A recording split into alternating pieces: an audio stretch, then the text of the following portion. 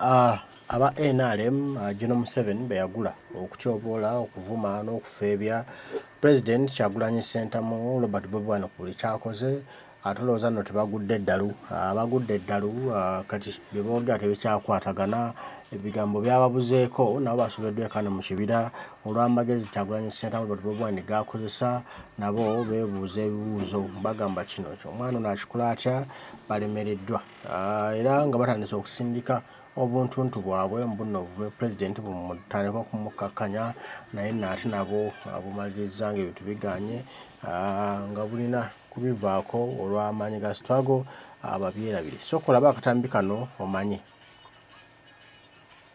okuva nti baakugaana okuyingira mu nsi eno ate era waliwaki wazzemu n'ogi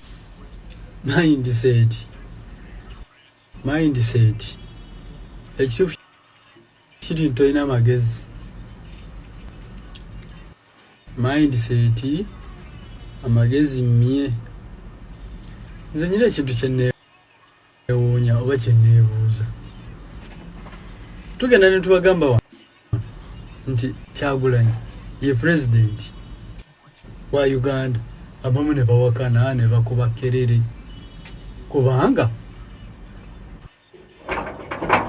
etteeka ly'ebisiyaga lyayita dda baliyisa dda naye imagine oli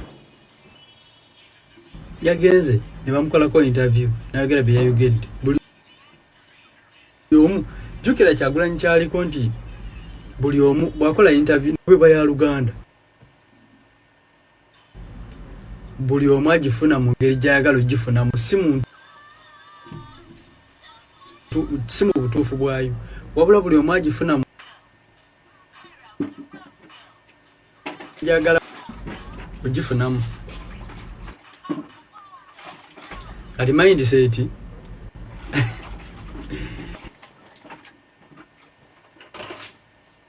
mindset n'omuntu omusajja alabika nga ategeera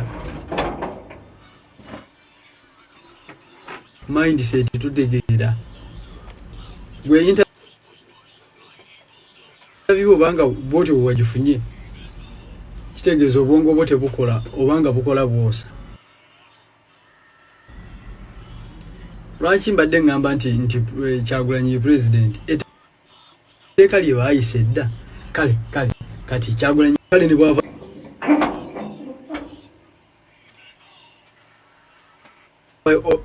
open n'agamba nti yes mbiwagira then kyekidako baliyisa doredi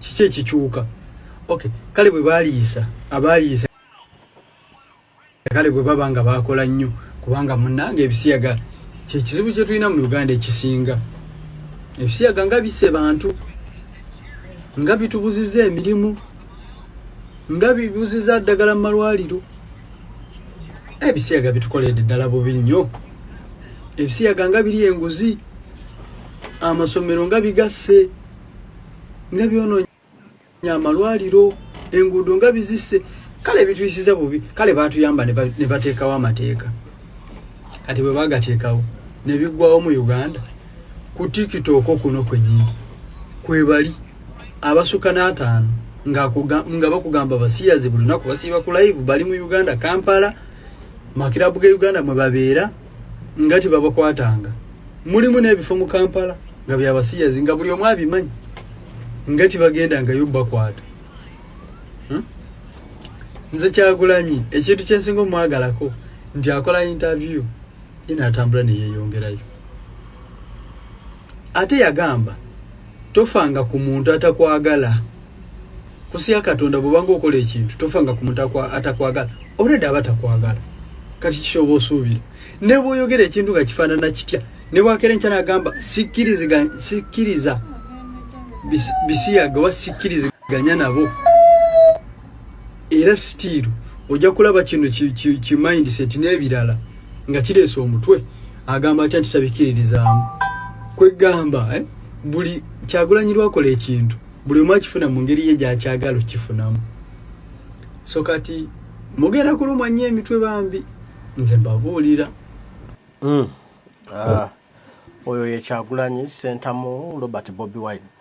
Bonna basajja ba Museveni beyagula obuwanana okufeebya n'okuddaabada President Kyagulanyi omuzza wansi, ate bo bennyini bebakola bikulaga nti kati bagudde eddalu, baguba ddalu, bebakola tebikyategeerekeka, bakola kino na kiri, balina ekirwadde ekyabakutte ku bwongo, naye tubasabire kuba bano abantu bennyini balaba nga olina kyokola bebatandika ebigambo mwe mulemereddwa gabalemye okulwana, galemye okukwata emmundu, muzze mu byakwogera bwogezi, okwogera tokutwala Museveni, bangi nga baagala tuteekamu ekitima bannayuganda mbu basobola okukwata emmundu General Museveni abatte, era n'okumanya endowooza y'abannayuganda kye balowooza, ekyo temujja kukifuna General Museveni.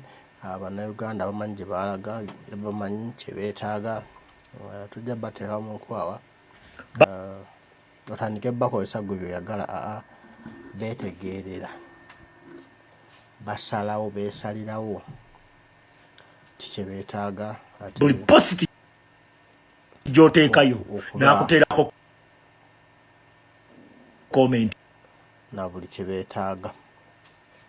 Kale tujja kuba tuddamu, mbaagala nnyo. Mukama Katonda nsaba bankuumire, buli kimu kibambule bulungi era buli kimu tukikole bulungi, kubanga obuvunaanyizibwa bwaffe, teri nannyini buvunaanyizibwa buno mulala okuggyako nze naawe. Ffe tulina okutambuza okutwala kino mu maaso, okulaba tuteeza ensi yaffe. Atutabeeko ku muganda waffe ono ne basiiba ku social media platform zaffe, buli positi gy'oteekayo n'akuteerako komenti, muli mu bigambo, muve mu bigambo, kati twagala bikola, muve mu bigambo, muve mu bigambo. N'okola live n'ogimalako essaawa 4, n'akulaga nti essaawa 4 zonna z'omaze ku live, era ye komenti gy'akuteerayo, muve mu bigambo, twagala bikola, muve mu bigambo, ng'oyagala okukitegeera nti ebigambo by'amaanyi. Mwenna muveeyo mu byogere, mwogere amazima, temuteekamu kya bulimba n'ekyo, mwogere ebibi bya Museveni. Gw'ogamba lwaki asasula abayimbi naye nga abayimbi bakozesa mumwa, tebalina mmundu. Ogamba lwaki abawa omutitimbe ogw'amaanyi n'abawa ssente basigale nga bakola ebivulu byabwe, olowooza lwaki ekigambo ekitabanga ky'amaanyi? Gw'ogamba lwaki Museveni takyebaka lwa Bobi Wine oba Kyagulanyi, olowooza Kyagulanyi yajja na mmundu, alina wadde gwe yakuba oluyi, yajja na bigambo. Laba nno bano bw'oba otya kukuba tiyagaasi ng'ogamba eyo tiyagaasi bakubirayo amasasi biki, wetunuzemu essimu yo, beera mu nnyumba yo, togenda ku kkubo teryakutumyeyo, yogera. Nawe faaza, pasita ne shehe, mwenna abantu bammwe nga muyimiridde mu makyaki gammwe, mubabuulira amazima nga temulimbye wadde naaka ebigenda mu maaso mu ggwanga lyaffe. Olabo ba Museveni anaasula. Gw'ogamba lwaki abo bonna abasasula kubaziba mumwa, kubanga amanya amaanyi agali mu bigambo. Ne Katonda okutonda ensi eno yayimirira n'ayogera kigambo. Ebitabo si bwe bigamba, ebitabo byammwe si bwe bigamba. Kati gw'oli eyo o undermining ebigambo, n'omuduumizi aduumira amagye tolaba nti baba na mmundu. Bigambo byakozesa, kigambo yafuuka Katonda. Laba nno bano, muveeyo amazima mugogere. Gw'ogamba lwaki dikiteeta abaziba omumwa, lwaki tayagala mwogere, lwaki atta aboogera, muzaata yalina mmundu, lwaki abatta, lwaki aboogera amazima abatta? Kubanga amanyi obulabe obuli mu bigambo. Gw'ogamba lwaki atusiba omumwa, bino bye mugambo twafuna freedom of speech. Tetulina freedom of speech, ate ffe twalidduse mu mawanga gaffe obutaddayo. Singa waliwo freedom of speech tetuyina, era tayagala twogere. Woyogera either akuwabuta oba kutta oba kusiba. Bagundi balita Namukenya bakwata mmundu kye mugamba, Bayasini Kawuma balina mmundu gye bakwata, mmwe temumanyi maanyi gali mu bigambo. Obuvunaanyizibwa bwaffe ekirina okukolebwa, ffe tulina okweteekako, okwetikka omugugu guno, okulaba nga tutereeza Uganda eno. Era ffe tulina okuteekateeka ensi eno, kuba Uganda eno gy'olaba si nteeketeeke era si ntegeke. Abantu bangi naddala ababbi ensimbi bali mu kukola nsimbi buwanana okulaba mbu abaana baabwe batandikira mu nsinga obulamu bugonda ng'obulamu bwanguwa naye ne batamanya nti ate ensi gye balimu sintegeke. Ebyo bakola bijja kubulawo mu ddakiika mpoowowayi nabo beebuuze ebibuuzo ebyo. Sooka tuwulirize ku muganda waffe ono ogenda kwongera okumanya ddala ekituufu General Museveni nti gaakabaga ako. Naye kale ekitutta n'okutuka n'omugongo n'okola nnyo n'obba n'okubba ng'ofuula okulaba nti okuŋŋaanya obugagga lwa nsonga tuli beeraliikirivu. Tukuŋŋaanya ebyobugagga mu nsi etali nte mu nsi etali nte kiringa boonoona aba bulungi nnyo n'okuuta ekigere ne kinyirira n'okiyingiza mu nju etali njere, nju enkyafu. Kati ekyo abaddugavu ye problem gye tukyalina, kubanga olaba nga Abafirika tukola nnyo, turisikinga nnyo obulamu, twewaayo nnyo. Owulira